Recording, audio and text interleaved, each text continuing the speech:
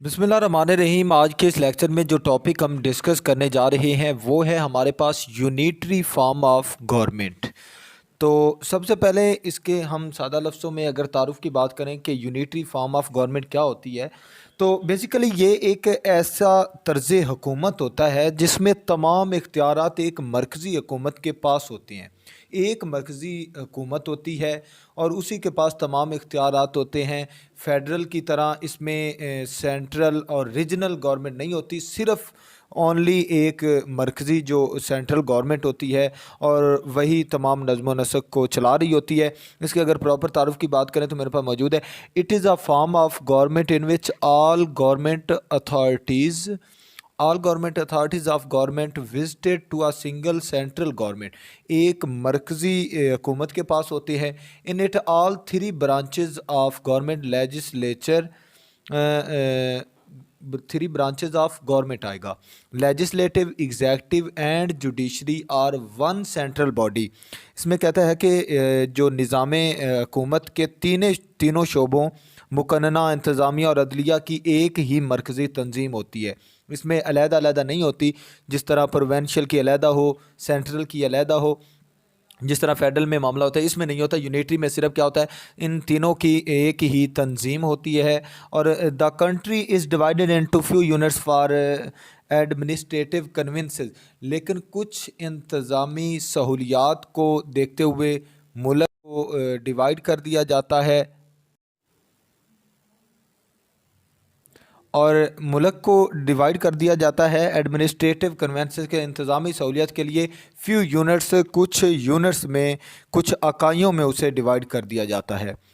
आगे इसके मज़ीद तारुफ़ की अगर बात करें तो अकॉर्डिंग टू डॉक्टर फाइनर ने इसकी बड़ी खूबसूरत डेफिनेशन की है। कहता है कि a government in which all power concentrated in one centre. एक ऐसी हुकूमत है जिसमें तमाम इख्तियारात एक मरकज़ में जमा होते हैं। एक मरकज़ में तमाम इख्तियारात जमा होते हैं। आगे इसके हम मेरिट्स या एडवांटेजेस जिसे हम कहते हैं, खूबियाँ या फ़वाइद, उनकी बात करें तो सबसे पहले इसमें यह है कि सिंपल स्टाइल ऑफ गवर्नमेंट।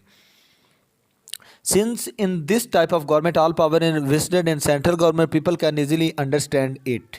इसमें कहता है कि ये एक सादा तर्ज हुकूमत है। किस तरह सादा है? इसमें तमाम इख्तियारात एक ही मरकज़ी हुकूमत के पास होते हैं, इसलिए आवाम उसे आसानी के साथ समझ सकती है। तो ये क्या है? एक सादा तर्ज हुकूमत है। इसमें डबल सिस्टम नहीं होता, एक ही होता है। लोग इजीली उसे अंडरस्टैंड करते हैं, समझ लेते हैं। आगे क्या? स्ट्रॉन्ग गवर्नमेंट है, मजबूत हुकूमत है।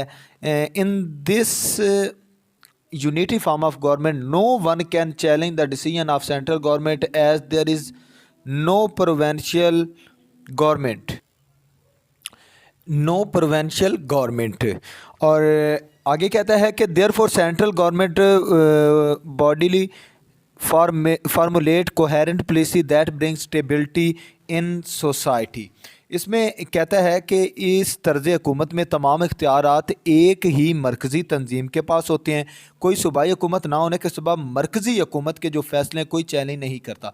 इसमें कहता है एक ही बंदा तो फ़ैसले बनाने वाला है, साथ दूसरा बंदा है ही नहीं। जिस तरह फेडरल में क्या होता है, आगे सेंट्रल के बाद प्रोवेंशियल गवर्नमेंट होती है और काफ़ी दफ़ा वो उसकी डिसीजन को, कोई डिसीजन अगर सेंट्रल बॉडी लेती है तो प्रोवेंशियल उसे चैलेंज करती है। लेकिन इसमें प्रोवेंशियल गवर्नमेंट होती नहीं है, इसलिए वो उसकी फ़ैसलों को, डिसीजंस को चैलेंज नहीं कर सकती और चैलेंज नहीं होते इसके डिसीजन। इसलिए कहता है कि वादानी तर्ज हुकूमत पूरी जुर्रत के साथ मुस्तकबिल और मजबूत पॉलिसियाँ बनाती है, जिससे स्टेबिलिटी इन गवर्नमेंट में क्या है? इस्तेहकाम आता है। आगे कहता है कि यूनिफॉर्मिटी इन मैनेजमेंट, नज़्म व नस्क जो होता है उसमें बड़ी यकसानियत पाई जाती है। नज़्म व नस्क में मतलब एक जैसा होता है। One of the virtue of unitary government is that there is a uniformity in law and regulation in country. जो वादानी तर्ज हुकूमत होता है इसमें कवानीन और नज़्म व नस्क के ज़ाब्तों में यकसानियत पाई जाती है और इसमें जो मरकज़ी हुकूमत पूरे मुल्क के लिए एक जैसे कवानीन और पॉलिसियाँ बनाती है। And policies for the whole country, मुकम्मल जो मुल्क होता है कंट्री के लिए एक जैसी ही पॉलिसियाँ बनाई जाती हैं। इसमें आगे हम मज़ीद बात करेंगे कि कॉस्ट सेविंग होती है। इसका एक बड़ा बेनिफिट होता है कि इसमें अखराजात की बड़ी बचत होती है, क्योंकि एक ही सेंट्रल बॉडी होती है, प्रोविंशियल बॉडी नहीं होती, जिस वजह से इसमें बड़े अखराजात की बचत होती है, अखराजात बड़े बच जाते हैं। तो इसमें कहता है कि since the unitary system of government has single central organisation of 3 branches of government and no provincial structure, therefore it is cost saving. कि वादानी तर्ज हुकूमत जो होता है, इसमें हुकूमत के तीनों शोबों जो हैं, लेजिस्लेटिव, एग्जेक्टिव और जुडिशरी, उसकी एक ही मरकज़ी तंजीम होती है और कोई सूबाई ढांचा नहीं होता, इसलिए अखराजात की क्या होती, बचत होती। आगे कहता है कि सूटेबल फॉर स्मॉल स्टेट्स। इसमें एक बड़ा बेनिफिट है कि अगर वो रियासतें जो अभी छोटी हैं और नहीं हैं, उनके पास इतने वसाइल भी नहीं होते, तो इस हवाले से उनके लिए ये निज़ाम बड़ा मौजू है, बड़ा बेहतरीन है, सूटेबल है। क्योंकि अगर वो डबल बॉडी बनाएं, एक सेंट्रल एक प्रोविंशियल, तो उनके लिए बड़ा मसला बनेगा। इसलिए ये स्मॉल स्टेट के लिए बड़ी सूटेबल है, अगरचा लार्ज स्टेट के लिए ये अच्छी नहीं है, लेकिन स्मॉल के लिए बड़ी अच्छी है। This form of government suitable for small state in term of population and area. Population और एरिया के लिहाज से जो रियासतें अभी छोटी हैं उनके लिए बड़ी मौजू है। Because same kind of law and regulation can met the need of all part of country, के मुल्क के हर जो हिस्सा है उसके लिए सेम रूल जो और रेगुलेशन है वो ज़रूरियात पूरी कर सकते हैं। In small state all management are run out by a single central government. इसमें कहता है कि जो छोटी रियासतें हैं उनमें एक ही किस्म के कवानीन और ज़ाब्ते मुल्क के तमाम हिस्सों की जो ज़रूरत है उसे पूरी कर सकते हैं। आगे इसके हम डीमेरिट्स डिस्कस करेंगे कि इसके जो खामियां हैं वो क्या हैं। तो इस हवाले से कहता है कि अनसूटेबल फॉर लार्ज स्टेट। जिस तरह मैंने पहले बात की है कि ये अगरचा जो बड़ी स्टेट है उनके लिए मौजू नहीं है, क्योंकि बड़ी रियासतों में जो दूर दराज के इलाके होते हैं उनमें के लिए रीजनल इलाकाई गवर्नमेंट का होना बड़ा ज़रूरी है सेंट्रल के साथ साथ।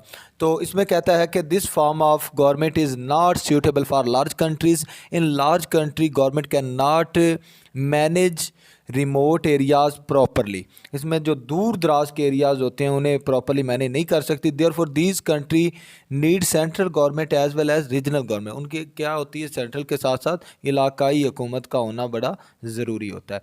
आगे पॉइंट है हमारे पास risk of dictatorship of government. ये ऑफ है, ये बाद में लिखा है, मिस्टेक थी।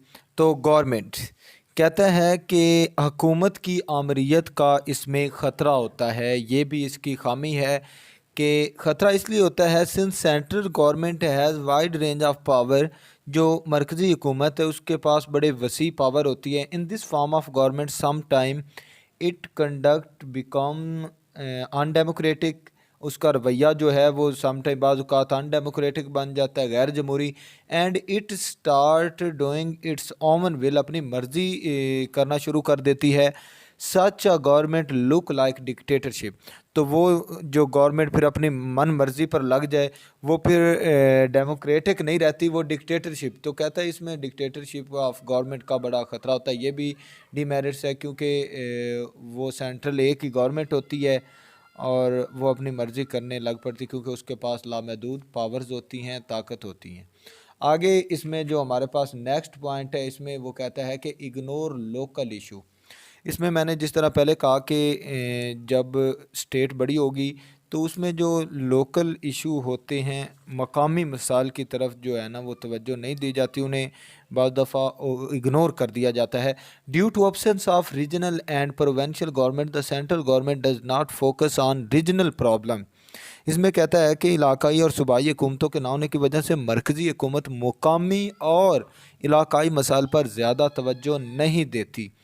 In this way problem increase which create lawlessness in society. इस वजह से क्या होता है, जब ये जो इलाके हैं इनके जो लोकल इशू हैं, मकामी मसाइलों पर तवज्जो नहीं दी जाएगी, मसाइल बढ़ जाएंगे, लॉलेसनेस सोसाइटी में हो जाएगी, लोग कानून को फॉलो करना छोड़ देंगे और फिर क्या होगा, this thing disturb the peace of society. जहाँ पर लॉलेसनेस होगी, लोग कानून को फॉलो नहीं करेंगे, तो वहाँ पर क्या होगा फिर कि सोसाइटी का पेस चला जाएगा, लोग क्राइम पर उतर आएंगे। जब क्राइम होते हैं तो फिर सोसाइटी का अमन बरकरार नहीं रहता बल्कि तबाह हो जाता है।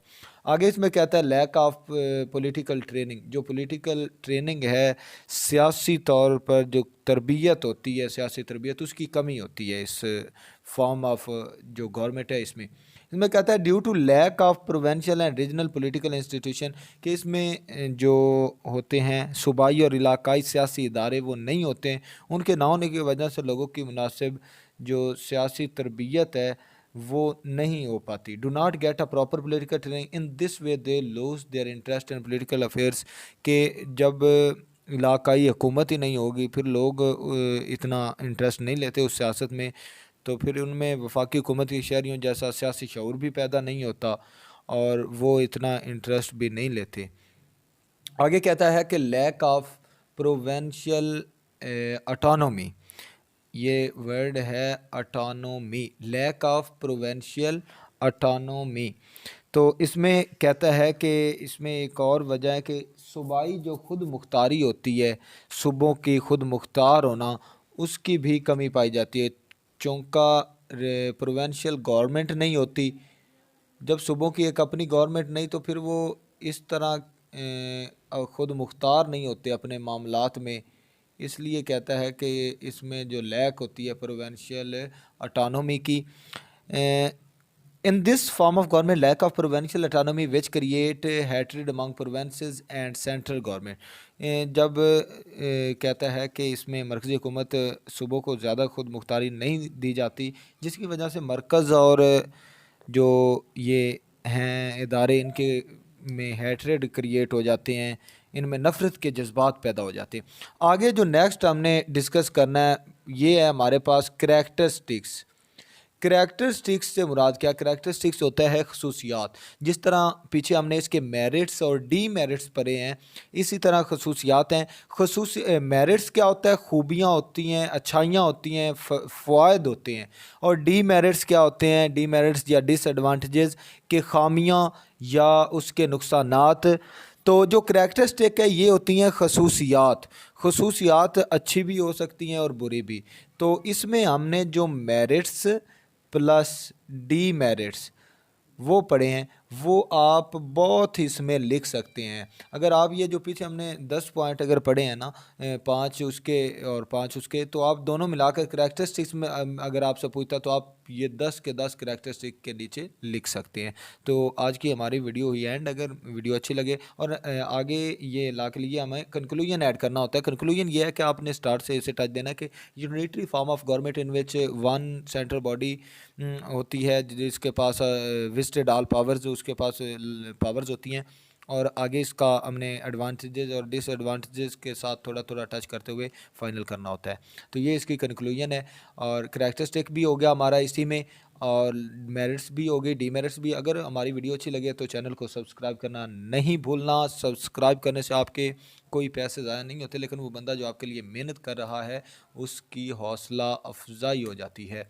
बहुत शुक्रिया। अल्लाह हाफ़िज़। मिलते हैं नेक्स्ट वीडियो में।